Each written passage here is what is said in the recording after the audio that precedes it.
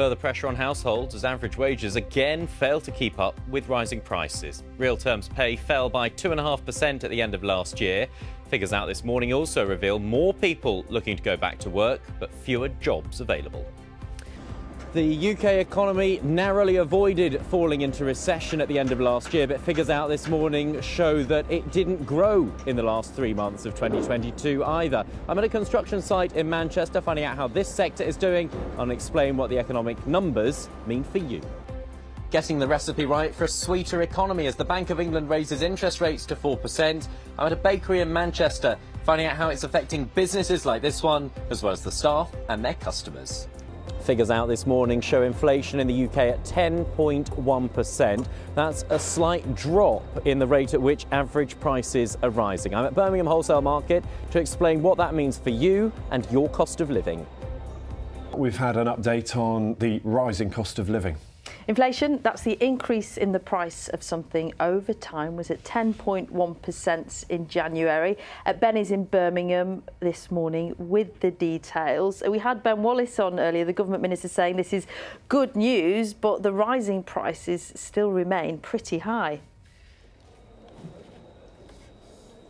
Yes, they do. Prices are still going up for everything from oranges to apples, to cauliflowers, across the board, and not just for food, for all sorts of goods and services. And the figures out this morning confirm that. Prices rising at 10.1%. Now, that means that if you spent £100 on a range of things a year ago, those same things would now on average cost you £110 and 10 pence. Of course, it is an average, so some things are going up in price even more sharply than that, and food, of course, is one of them.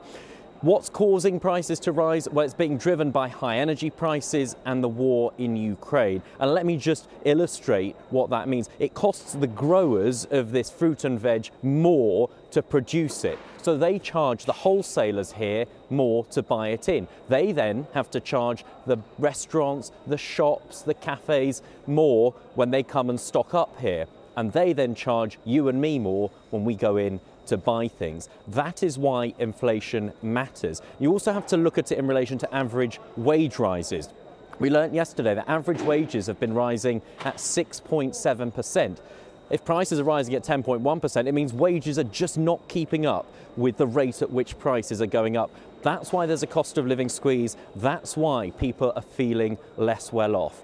The Bank of England likes inflation to sit at 2%. 10.1% is 5 times higher than that. And so that is why interest rates are high, to try and rein in those rising prices. One little glimmer of hope: now that inflation has come down a bit, some are starting to ask whether this means it has peaked, and if so, whether we might not see prices continue to rise as sharply in the coming months. One important health warning though: it might have slowed down. It just means prices are not going up as quickly, but they are still rising.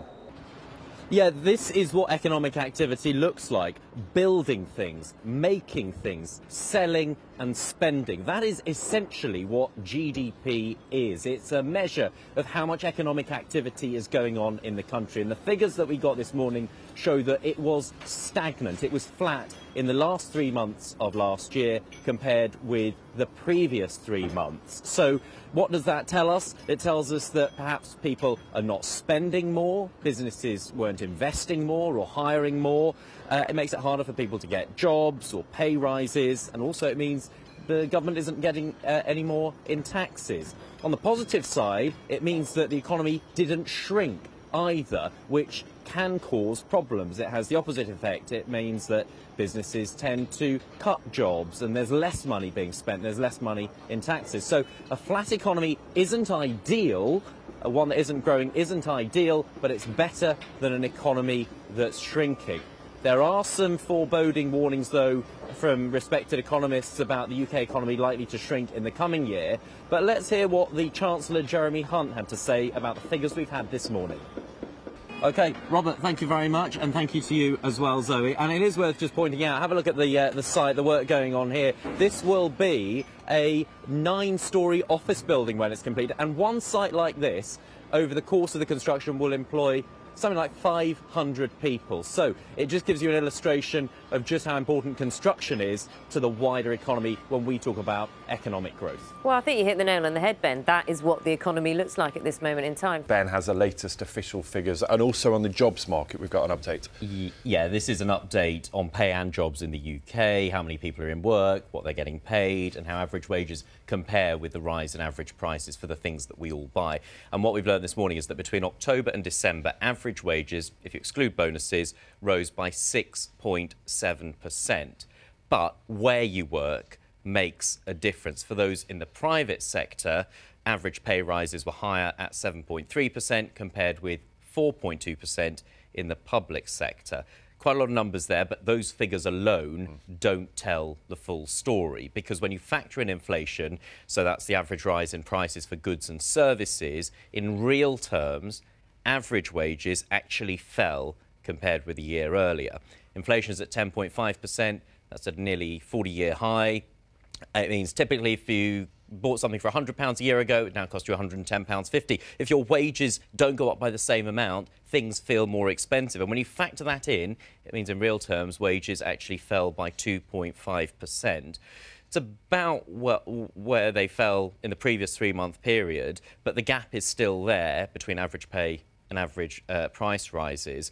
Household budgets, we know, are under pressure from high energy bills, high food costs. That's why we're seeing the strikes, the industrial action, as employees push for higher wage rises. Of course, the worry is that higher wages would mean higher prices. That would then fuel more inflation and become a vicious cycle. And of course, this comes after the Bank of England raised interest rates yesterday. We want to know how this is affecting businesses, prices, how much we're paying for stuff. And Ben has gone to a bakery in Greater Manchester for us this morning. Now, Ben, I must say, we were looking before, I can see your feet and I'm seeing the sweet thing there, but we were looking before at the pie menu and it got us all talking here in the studio.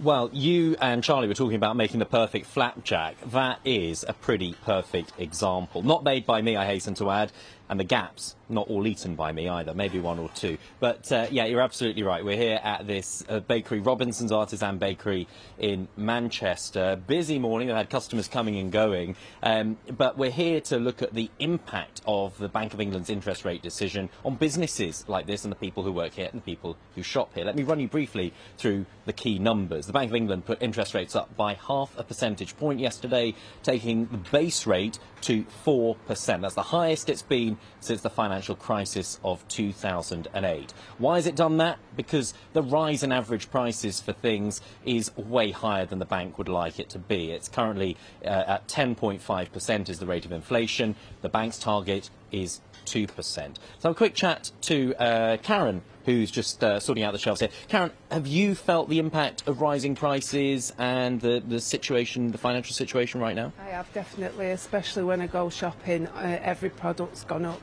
a lot, an awful lot, pretty much double as well. And what's your situation with do you have a mortgage, do you rent? Have you noticed a change in that? I currently rent at the moment, but it normally goes up each April, so at the moment I'm all right till April, when it will go up.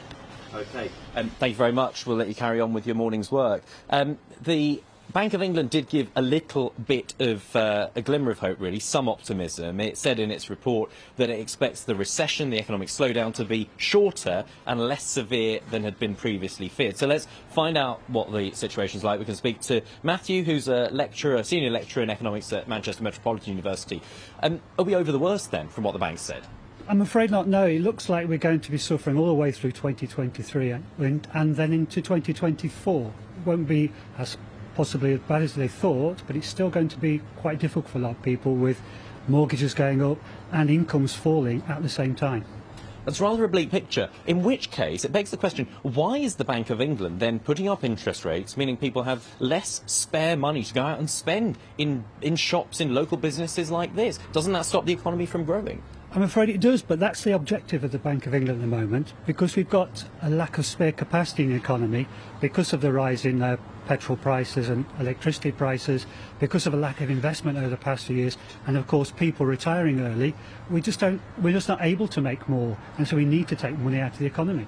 Because if we didn't do that, if there was more money in the economy, people were going out buying things, why would there be a problem with that? Well, I'm afraid it will push prices back up again, so they have greater inflation. So the best we can hope for at the moment is getting poorer more slowly with 4% interest rates and lower inflation of about 6%, which is not really a great picture. Okay, Matthew, thank you very much. I mean, lots of very heavy, very serious issues there to digest. I want to leave a smile on your faces. Just have a look at some of the colourful, sweet, tempting treats in the display here at the bakery. Look at these gingerbread characters.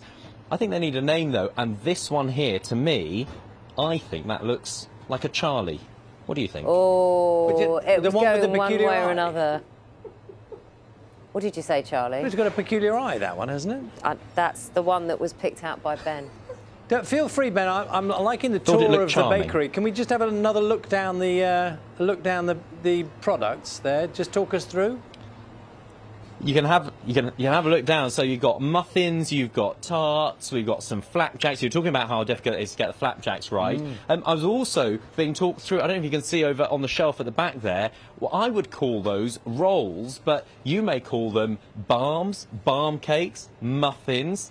There are even different types of muffins: oven bottom muffins, soft muffins, old-fashioned muffins. See, I've learned all of this. If they need a part-time worker, I think I could just about pass muster. No, we need you back here. We're not letting you go. Ben, you can come back now. Thanks very much. See you later.